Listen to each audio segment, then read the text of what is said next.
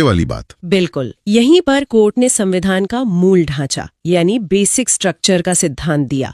मतलब संसद संविधान की बुनियादी विशेषताओं को नहीं बदल सकती और प्रस्तावना को भी मूल ढांचे का हिस्सा माना गया। तो इसका मतलब है कि प्रस्तावना में एक बार संशोधन हुआ है? जी हाँ, सिर्फ एक बार, 42वें संविधान संशोधन 1976 से, जिसमें 3 नए शब्द जोड़े गए: समाजवादी, पंथ निरपेक्ष और अखंडता। चलिए अब बात करते हैं अनुसूचियों की। जब संविधान बना था तब कितनी थी और अब कितनी है? मूल संविधान में 8 अनुसूचियां थीं और अब वर्तमान में 12 हैं। तो चलिए जल्दी से इन 12 अनुसूचियों के जो मुख्य बिंदु हैं वो देख लेते हैं। पहली अनुसूची किस बारे में है? पहली अनुसूची में राज्यों और केंद्र शासित प्रदेशों की सूची है। ठीक है। और दूसरी और तीसरी में? दूसरी में बड़े पदाधिकारियों के वेतन भत्ते हैं और तीसरी में उन्हीं लोगों द्वारा ली जाने वाली शपथ का प्रारूप है। और चौथी? ये भी काफी महत्वपूर्ण है। जी, चौथी अनुसूची राज्यसभा में राज्यों और केंद्र शासित प्रदेशों के लिए सीटों के आवंटन से संबंधित है। अब आते हैं 5वीं और 6ठी पर। इनमें क्या फर्क है? 5वीं अनुसूची देश के अनुसूचित क्षेत्रों और अनुसूचित जनजातियों के प्रशासन से जुड़ी है, लेकिन 6ठी अनुसूची सिर्फ 4 राज्यों के लिए है: असम, मेघालय, त्रिपुरा और मिजोरम।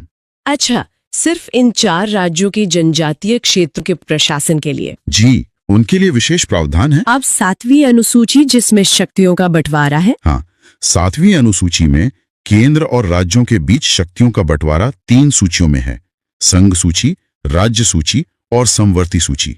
और 8वीं अनुसूची? 8वीं अनुसूची में संविधान द्वारा मान्यता प्राप्त 22 भाषाएं हैं। मूल रूप से इसमें 14 भाषाएं थी। ठीक है, ये तो हो गई 8 मूल अनुसूचियां। अब वो 4 जो बाद में जोड़ी गईं, उनके बारे में बताइए। 9वीं अनुसूची? 9वीं अनुसूची पहले ही संविधान संशोधन 1951 से जोड़ी गई थी। ये भूमि सुधार कानूनों से संबंधित है। और 10वीं, जिसे दल बदल कानून भी कहते हैं? सही। 10वीं अनुसूची 52वें संशोधन 1985 द्वारा जोड़ी गई। ये दल बदल विरोधी कानून के बारे में है। और आखिरी 2, 11वीं और 12वीं? 11वीं अनुसूची पंचायती राज की शक्तियों के बारे में है, जो 73वें संशोधन से आई। और 12वीं अनुसूची नगर पालिकाओं की शक्तियों के बारे में है, जिसे 74वें संशोधन से जोड़ा गया। बहुत बढ़िया। चलिए अब हमारे आखिरी हिस्से पर आते हैं, संविधान के स्रोत।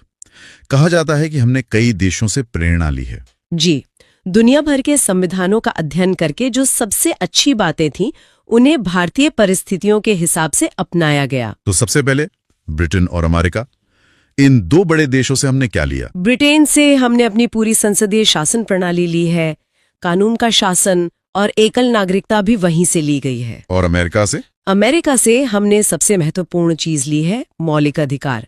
इसके अलावा न्यायपालिका की स्वतंत्रता, न्यायिक समीक्षा और राष्ट्रपति पर महाभियोग की प्रक्रिया भी अमेरिका से प्रेरित है। और आयरलैंड के बारे में क्या? नीति निर्देशक सिद्धांत वहीं से है ना? बिल्कुल, आयरलैंड से हमने राज्य के नीति निर्देशक सिद्धांत लिए हैं और साथ ही राष्ट्रपति के चुनाव की प्रक्रिया भी।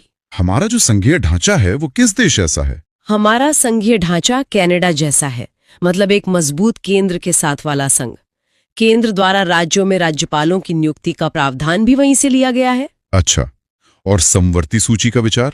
समवर्ती सूची का विचार और संसद के दोनों सदनों की संयुक्त बैठक का प्रावधान, ये दोनों ऑस्ट्रेलिया से लिए गए हैं। आपातकाल के दौरान मौलिक अधिकारों का निलंबन, ये कहां से लिया गया? ये प्रावधान हमने जर्मनी के वाइमर संविधान से लिया है। और संविधान संशोधन की प्रक्रिया? वो हमने दक्षिण अफ्रीका के संविधान से सीखी है और राज्यसभा के सदस्यों का चुनाव भी। हमारे मूल कर्तव्य और प्रस्तावना में जो न्याय का आदर्श है उसके बारे में क्या? मूल कर्तव्य हमने सोवियत संघ यानी आज के रूस से लिए हैं और प्रस्तावना में जो सामाजिक, आर्थिक और राजनीतिक न्याय का आदर्श है वो भी वहीं से प्रेरित है। और आखिर में प्रस्तावना के 3 सबसे खूबसूरत शब्द: स्वतंत्रता, समता और बंधुत्व। ये तीनों आदर्श हमने फ्रांस की क्रांति से लिए हैं।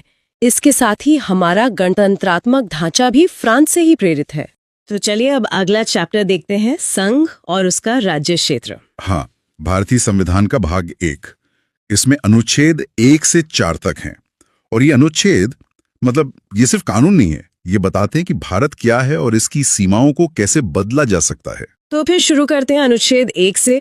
इसमें भारत के नाम और इसकी प्रकृति के बारे में क्या कहा गया है? देखिए, अनुच्छेद 1 में देश के 2 नाम बताए गए हैं, भारत और इंडिया। अच्छा, दोनों ही? हाँ, संविधान सभा में इस पर काफी बहस हुई थी, तो अंत में दोनों नामों को स्वीकार कर लिया गया। और सबसे जरूरी बात जो इसमें कही गई है, सबसे महत्वपूर्ण बात है, भारत राज्यों का एक संघ है, यूनियन।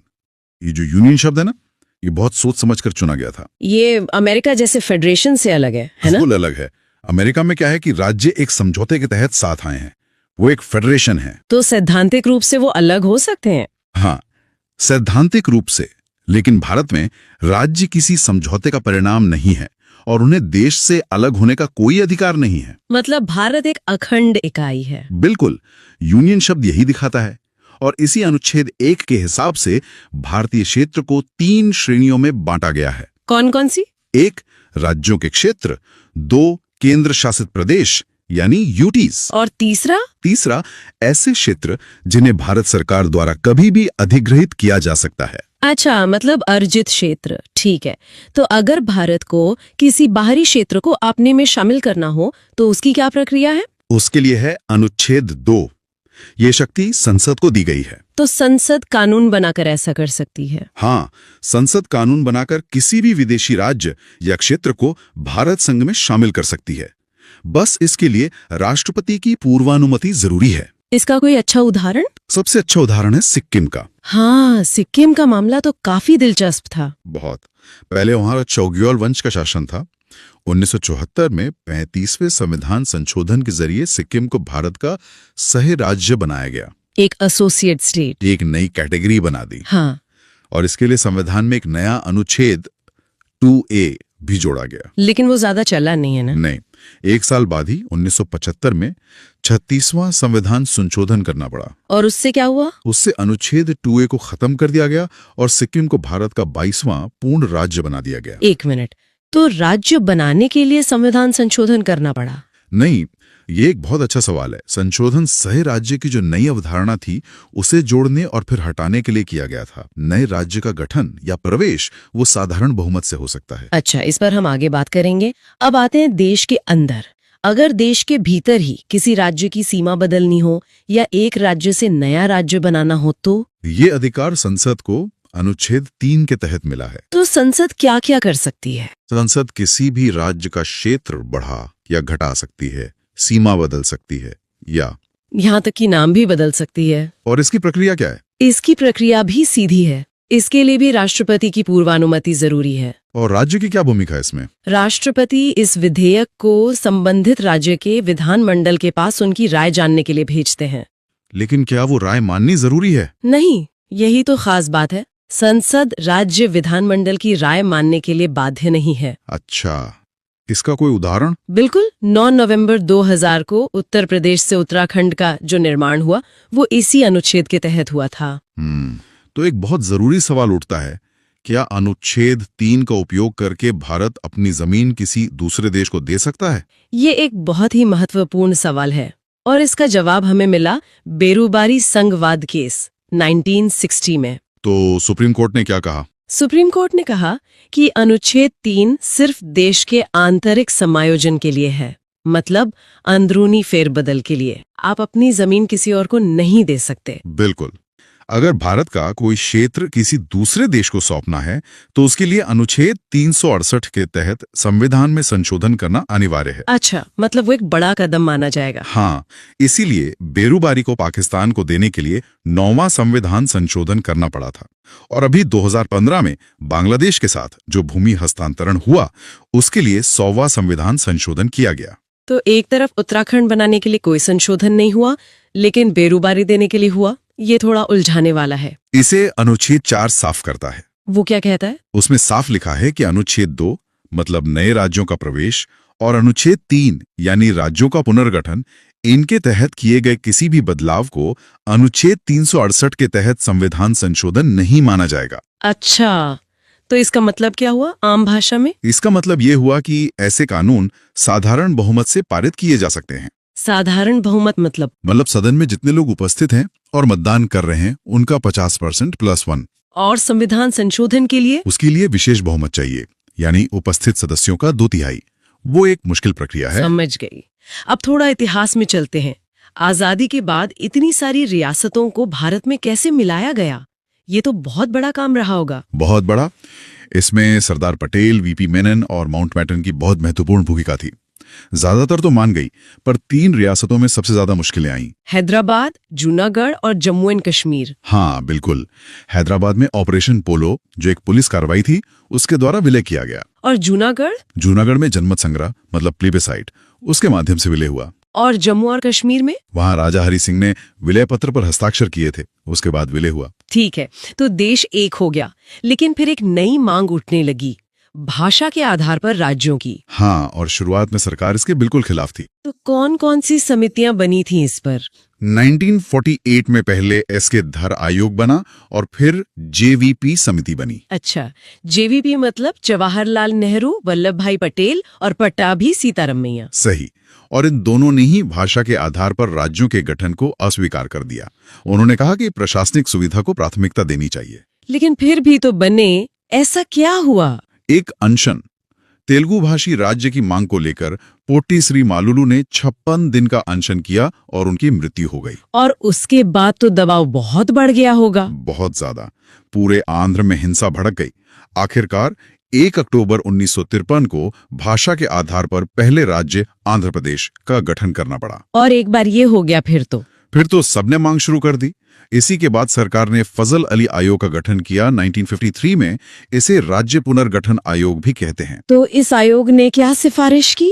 इस आयोग ने भाषा को राज्यों के गठन का एक आधार माना। उन्होंने कहा ठीक है, भाषा को आधार बना सकते हैं। लेकिन एक शर्त भी रखी थी शायद। हाँ, उन्होंने एक राज्य एक भाषा के सिद्धांत को खारिज कर दिया। कहा कि देश की एकता सबसे ऊपर है। और फिर इसी आयोग की सिफारिशों के आधार पर राज्य पुनर्गठन अधिनियम 1956 पारित हुआ। ये 7वां संविधान संशोधन था। और इसके तहत क्या हुआ? इसके तहत 1 नवंबर 1956 को 14 राज्य और 6 केंद्र शासित प्रदेश बनाए गए। इसने भारत के नक्शे को मतलब हमेशा के लिए बदल दिया। वाकई ये कहानी सिर्फ संविधान के अनुच्छेदों की नहीं, बल्कि एक राष्ट्र के बनने और लगातार खुद को नया आकार देने की है। इसने सोचने पर मजबूर कर दिया है कि जब संसद इतनी आसानी से राज्यों की सीमाएं बदल सकती है, तो आज के भारत में किसी राज्य की असली पहचान क्या है? उसकी सीमा, उसकी भाषा या उसके लोग? तो चलिए अब अगला चैप्टर देखते हैं, भाग 2, नागरिकता। बिल्कुल। तो संविधान के भाग 2 में नागरिकता का जिक्र है। इसमें अनुच्छेद 5 से लेकर 11 तक शामिल हैं। और एक बात ये समझना बहुत जरूरी है कि ये अनुच्छेद मुख्य रूप से 1950 मतलब जिस दिन संविधान लागू हुआ उस समय की परिस्थितियों के लिए बनाए गए थे। अच्छा, तो ये एक तरह से उस वक्त की स्थिति को संभालने के लिए था? तो उस समय जो लोग भारत में रह रहे थे उनके लिए क्या प्रावधान था? हाँ, उनके लिए था अनुच्छेद 5। ये कहता था कि जो लोग संविधान की शुरुआत में भारत में रह रहे थे उन्हें नागरिकता के लिए 3 में से सिर्फ एक शर्त पूरी करनी थी। सिर्फ एक? हाँ, सिर्फ एक। पहली कि उनका जन्म भारत में हुआ हो। और अगर ये शर्त पूरी ना हो तो दूसरी शर्त ये थी कि उनके माता पिता में से किसी एक का जन्म भारत में हुआ हो। और अगर ये भी नहीं तो तीसरी शर्त थी कि वो संविधान लागू होने से कम 5 साल पहले से भारत में रह रहे हों। ठीक है, और उन लोगों का क्या जो विभाजन के समय मतलब पाकिस्तान से भारत आए, उनके लिए तो हालात बहुत अलग थे। बिल्कुल। उनके लिए खास तौर पर अनुच्छेद 6 बनाया गया।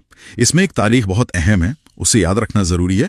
19 जुलाई 1948। 19 जुलाई 1948। इस तारीख में ऐसा क्या खास था? इस दिन भारत और पाकिस्तान के बीच आने जाने के लिए परमिट सिस्टम लागू हुआ था। तो नियम ये बना कि जो लोग इस तारीख से पहले पाकिस्तान से भारत आ गए उन्हें तो सीधे नागरिकता मिल गई। अच्छा, सीधे ही? हाँ, और जो इसके बाद आए उन्हें एक अनुमति पत्र मतलब परमिट लेकर आना होता था।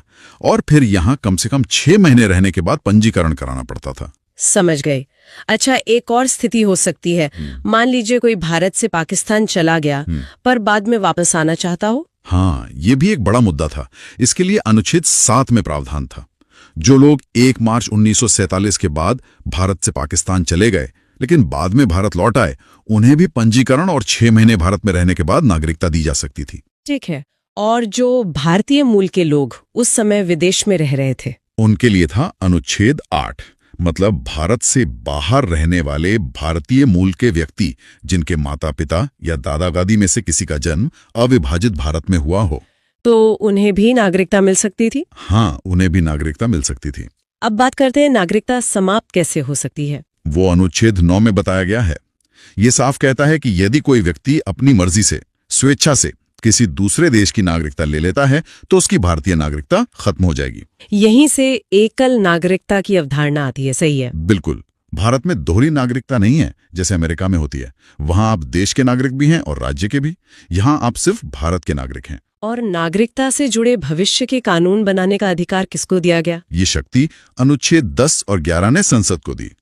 अनुच्छेद 10 कहता है कि नागरिकता केवल संसद द्वारा बनाए गए कानून के अनुसार ही छीनी जा सकती है। और अनुच्छेद 11? और अनुच्छेद 11 संसद को नागरिकता के अर्जन मतलब एक्विजिशन और समाप्ति यानी टर्मिनेशन पर कानून बनाने की पूरी शक्ति देता है। अच्छा, तो संविधान लागू होने के बाद जो लोग नागरिक बनना चाहते थे उनके लिए नियम फिर संसद ने बनाए। एकदम सही। और इसी शक्ति का इस्तेमाल करके संसद ने भारतीय नागरिकता अधिनियम 1955 बनाया। वर्तमान में नागरिकता इसी अधिनियम के तहत मिलती है। ठीक है, तो इस 1955 के अधिनियम में नागरिकता पाने के कितने तरीके हैं? इसमें नागरिकता पाने के कुल 5 तरीके बताए गए हैं। पहला तरीका क्या है? पहला है जन्म के आधार पर, बाय बर्थ। शुरुआत में तो नियम बहुत सीधा था। 26 जनवरी 1950 के बाद भारत में जन्मा कोई भी व्यक्ति भारत का नागरिक होता था। कोई भी, चाहे उसके माता पिता कहीं के भी हों? हाँ, शुरू में यही था, लेकिन फिर 1986 में इसमें संशोधन हुआ और कहा गया कि जन्म के समय माता या पिता में से किसी एक का भारतीय होना जरूरी है। और इसे और सख्त किया गया बाद में? हाँ, 2003 में इसे और सख्त किया गया। अब नियम ये है कि या तो माता पिता दोनों भारतीय होने चाहिए या फिर एक भारतीय हो और दूसरा अवैध प्रवासी न हो। ठीक है, दूसरा तरीका क्या है? दूसरा है वंश के आधार पर, बाय डिसेंट। ये उन लोगों के लिए है जिनका जन्म भारत से बाहर हुआ हो। अच्छा। पहले नियम था कि सिर्फ पिता के भारतीय होने पर बच्चे को नागरिकता मिलेगी। सिर्फ पिता के? जी, लेकिन 1992 में संशोधन करके इसे बदल दिया गया और माता या पिता में से किसी एक का भारतीय होना जरूरी कर दिया गया। ये तो एक जरूरी बदलाव था। बिल्कुल। फिर 2004 में एक और शर्त जोड़ी गई कि ऐसे जन्म का पंजीकरण 1 साल के भीतर भारतीय वाणिज्य दूतावास में कराना होगा। समझ गए। अब तीसरा तरीका कौन सा है? तीसरा है पंजीकरण द्वारा, बाय रजिस्ट्रेशन। ये मुख्य रूप से भारतीय मूल के लोगों के लिए है। अगर वे आवेदन करने से पहले 7 साल तक भारत में रहे हों तो वो पंजीकरण से नागरिकता ले सकते हैं। अच्छा, इसमें क्या वे विदेशी भी आते हैं जिन्होंने किसी भारतीय से शादी की हो? हाँ, वो भी इसमें शामिल है। और अगर किसी का भारत से कोई संबंध ही ना हो, न वो भारतीय मूल का हो, न किसी भारतीय से शादी की हो, उसके लिए है चौथा तरीका, देशीकरण द्वारा, बाय नेचुरलाइजेशन। इसकी क्या शर्तें हैं? कोई भी विदेशी नागरिकता ले सकता है यदि वो अपने देश की नागरिकता छोड़ दे और आवेदन से पहले कम से कम 11 साल भारत में रहा हो। 11 साल। और कोई शर्त? हाँ, एक और है। उसे संविधान की 8वीं अनुसूची में जो 22 भाषाएं हैं उनमें से किसी एक का अच्छा ज्ञान होना चाहिए। दिलचस्प है। और आखिरी 5वां तरीका? 5वां है क्षेत्र के अर्जन द्वारा, बाय इनकॉर्पोरेशन ऑफ टेरिटरी। मतलब अगर भारत किसी नए क्षेत्र को अपने में शामिल करता है तो उस क्षेत्र के लोग अपने आप भारत के नागरिक बन जाते हैं। ठीक है, ये तो हुए नागरिकता पाने के तरीके। अब इसी अधिनियम के तहत नागरिकता की समाप्ति कैसे होती है? उसके 3 तरीके हैं। पहला, त्याग, रिनंसिएशन, मतलब कोई अपनी मर्जी से नागरिकता छोड़ दे। और दूसरा? दूसरा, बर्खास्तगी, टर्मिनेशन। ये तब होता है जब कोई भारतीय स्वेच्छा से दूसरे देश की नागरिकता ले लेता है। तो उसकी भारतीय नागरिकता खत्म हो जाती है? हाँ, अपने आप। और तीसरा है वंचित किया जाना, डेप्रिवेशन। इसमें सरकार नागरिकता छीन सकती है। किन हालातों में? जैसे अगर किसी ने धोखाधड़ी से नागरिकता ली हो, संविधान का अनादर किया हो या फिर मान लीजिए युद्ध के दौरान दुश्मन देश की मदद की हो। समझ गए। अब आते हैं सबसे हाल के संशोधन पर जो काफी चर्चा में भी रहा, नागरिकता संशोधन अधिनियम 2019 यानी CAA। इसके मुख्य बिंदु क्या हैं? जी, नागरिकता संशोधन अधिनियम 2019 जिसे CAA कहते हैं वो 10 जनवरी 2020 को लागू हुआ। इसका मुख्य उद्देश्य क्या है? ये अधिनियम 3 देशों पाकिस्तान, अफगानिस्तान और बांग्लादेश से आए 6 धार्मिक समुदायों के लोगों को नागरिकता देने का प्रावधान करता है। कौन कौन से समुदाय? हिंदू, सिख, बौद्ध, जैन, पारसी और ईसाई। और इसके लिए शर्तें क्या रखी गई हैं? शर्त यह है कि वे धार्मिक उत्पीड़न के कारण भारत आए हों और 31 दिसंबर 2014 को या उससे पहले भारत में प्रवेश कर चुके हों। अच्छा, 31 दिसंबर 2014 एक कट ऑफ डेट है। हाँ, इस अधिनियम ने इन लोगों के लिए देशीकरण द्वारा नागरिकता पाने की जो अवधि थी 11 साल, उसे घटाकर 5 साल कर दिया है। मतलब प्रक्रिया को तेज कर दिया। बिल्कुल। क्या ये कानून पूरे भारत में लागू होता है? नहीं, यह संविधान की 6ठी अनुसूची में शामिल कुछ आदिवासी क्षेत्रों जैसे असम, मेघालय, मिजोरम और त्रिपुरा के कुछ हिस्सों में लागू नहीं होता है। और कहीं भी? हाँ, और उन क्षेत्रों में भी लागू नहीं होता जहां इनर लाइन परमिट व्यवस्था है। तो चलिए अब अगला चैप्टर देखते हैं, संविधान का भाग 3, मूल अधिकार। हाँ, मूल अधिकार मतलब फंडामेंटल राइट्स। ये किसी भी व्यक्ति के विकास के लिए, चाहे वो बौद्धिक हो, भौतिक हो या नैतिक, मतलब हर तरह के विकास के लिए। जी, उसके लिए ये मूलभूत अधिकार हैं, बहुत जरूरी हैं। और ये देता कौन है? ये अधिकार राज्य द्वारा दिए जाते हैं और सबसे जरूरी बात, ये नागरिकों को शासन के शोषण से बचाते हैं। अच्छा, मतलब एक तरह की ढाल है ये। बिल्कुल, और ये सोच हमने अमेरिका के संविधान से ली है। तो अगर इन अधिकारों को कोई छीनने की कोशिश करे तब क्या? यही तो इनकी खासियत है। इनकी रक्षा का काम सुप्रीम कोर्ट और हाई कोर्ट करते हैं। अनुच्छेद 32 के तहत सुप्रीम कोर्ट और 226 के तहत हाई कोर्ट। मतलब हम सीधे कोर्ट जा सकते हैं? हाँ, ये वाद योग्य हैं, जस्टिसेबल हैं। इनके हनन पर आप सीधे कोर्ट जा सकते हैं। इसीलिए तो संविधान के भाग 3 को भारत का मैग्ना कार्टा भी कहते हैं। भारत का मैग्ना कार्टा। सही है। तो संविधान में कुल कितने मूल अधिकार हैं? देखिए, शुरुआत में 7 थे। 7। पर अब तो हम 6 की बात करते हैं। जी। अब 6 हैं।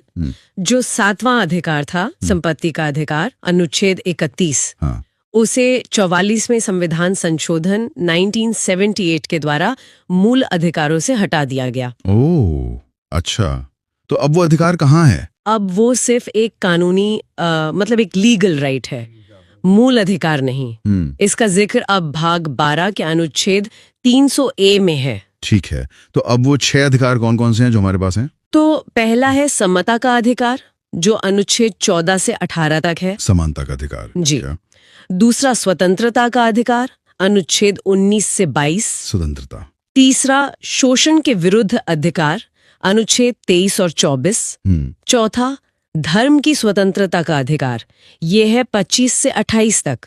पांचवां है संस्कृति और शिक्षा संबंधी अधिकार, अनुच्छेद 29 और 30 में। और छठा? और छठा, जो शायद सबसे जरूरी है, वो है संवैधानिक उपचारों का अधिकार, अनुच्छेद 32। ठीक है, और इनके अलावा भी कुछ है इस भाग में? हाँ, अनुच्छेद 12 और 13 भी हैं।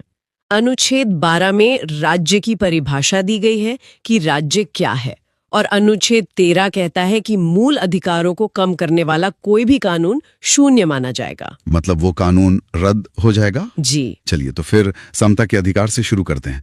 अनुच्छेद 14 क्या कहता है? अनुच्छेद 14 में 2 बातें हैं। पहली, विधि के समक्ष समता, मतलब इक्वालिटी बिफोर लॉ।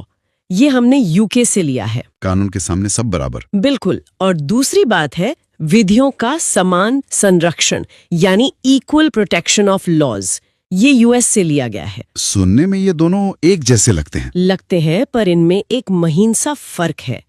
पहली बात का मतलब है कि कानून की नजर में सब बराबर है, किसी के साथ कोई भेदभाव नहीं होगा। और दूसरी बात का? दूसरी बात थोड़ी अलग है।